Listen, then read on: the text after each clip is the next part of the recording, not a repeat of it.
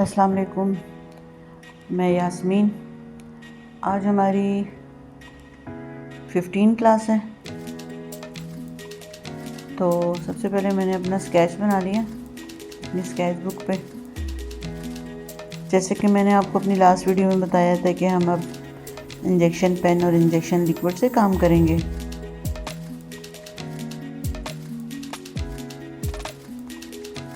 तो एक छोटा सा मोटिव स्टार्ट करते हैं। तो सबसे पहले बिस्मिल्लाहिर्रहमानिर्रहीम शुरू करते हैं अल्लाह ताला के पाक नाम से।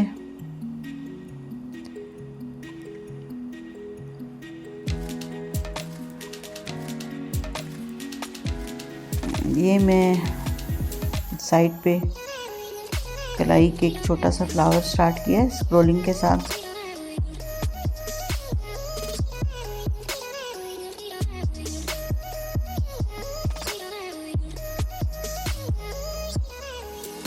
अभी हम छोटे छोटे मोटिव बनाना स्टार्ट कर रहे हैं।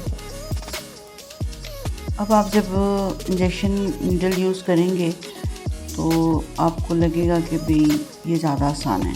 जो लोग कौन से मेहंदी लगा रहे हैं या जिन्हें बिल्कुल मेहंदी लगानी नहीं आती, जिन लोगों को मेहंदी लगानी नहीं आती उनके लिए काम करना ज़रा ज़्यादा आसान हो जाता है। क्योंकि जब आप कोई भी काम सीखते हो और वो आपको बिल्कुल पहले नहीं आ रहा होता और आप उसको बिल्कुल ज़ीरो से स्टार्ट करते हो तो आपके सीखने की जो सलाहियत है वो डबल हो जाती है। और अगर आप कुछ पहले से थोड़ा बहुत जानते हो तो फिर थोड़ा सा मुश्किल हो जाता है। मुश्किल तो कुछ भी नहीं होता, लेकिन आपको अपनी लाइन से थोड़ा सा हटना पड़ता है। तो जैसे मैं पहले पेंसिल से स्केचिंग करती थी, अब मैं वही काम अपने इंजेक्शन से कर रही हूँ। सेम उसी तरह ही है जैसे मैंने आपको पहले पेंसिल से स्केचिंग सिखाई है। आपको एक हाथ में अपने टिश्यू पेपर रखना होगा जिससे बार बार आप अपनी जो नीडल है उसकी निब है या जो उसका स्टार्टिंग पॉइंट है उसको आप थोड़ा सा क्लीन करते जाते हो ताकि आपको अगला काम करने में प्रॉब्लम ना हो।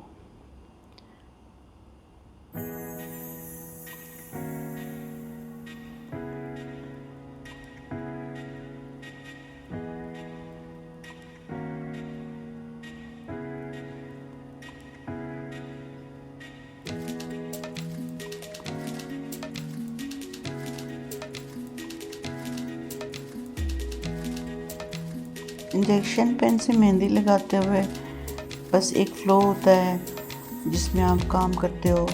कोन मेहंदी से काम करते हुए आप थोड़ा रुक जाते हो आपकी कोन को फर्क, क्योंकि कोन को हम खुद अपनी फिंगर से पुश कर रहे होते हैं जबकि इसे हमें पुश नहीं करना।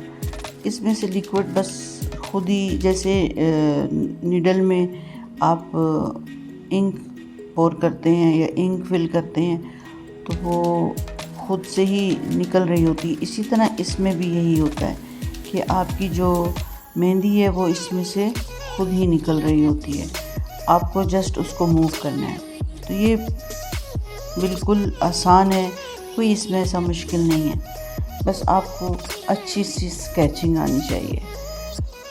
जितना अच्छा काम अपने स्केचिंग पे किया होगा तो इंजेक्शन मेहंदी के साथ काम करते हुए आपको मुश्किल नहीं होगी।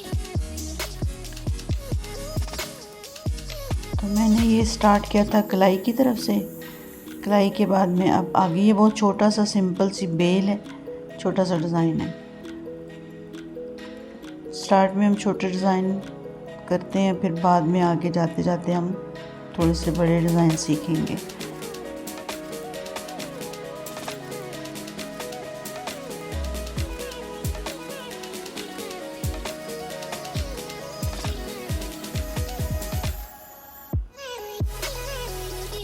अमूमन लोग कहते हैं कि जब मेहंदी सीखनी हो तो आप किसी शीशे के पीस पे अपनी प्रैक्टिस करें, लेकिन पर्सनली मुझे वो थोड़ा सा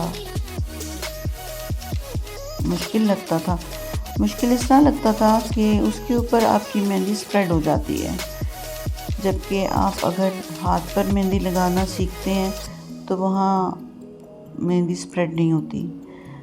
और इसी तरह सेम जब आप पेपर पे मेहंदी लगाते हैं तो उस पर भी स्प्रेड नहीं होती। तो जो स्केच बुक हमने स्केचिंग के लिए यूज़ की थी, उसी पर हम ये इंजेक्शन मेहंदी से डिज़ाइनिंग करना भी उसी पर ही सीखेंगे।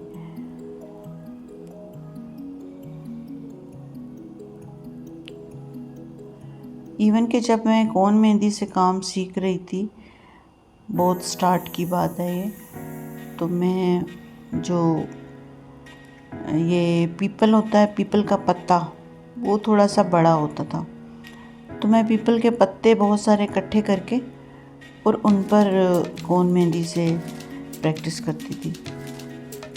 और जब प्रैक्टिस कर लेती थी तो फिर उसको दोबारा से धो के फिर यूज़ कर लेती थी। वो काफ़ी टाइम चल जाता था, यानी अगर एक पत्ता मैं यूज़ करती थी तो वो 2-3 दिन तक मेरा वैसे ही फ्रेश रहता था। उसके बाद जब वो ड्राई होने लगता था तो फिर मैं उसको फेंक देती थी।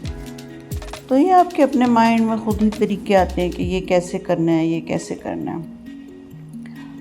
इवन कि जब मैं शारजा में मेहंदी सीख रही थी तो उस वक्त वहाँ पे वो लोग ये जो डिस्पोजेबल प्लेट्स होते हैं उन पर मेहंदी सिखाते थे।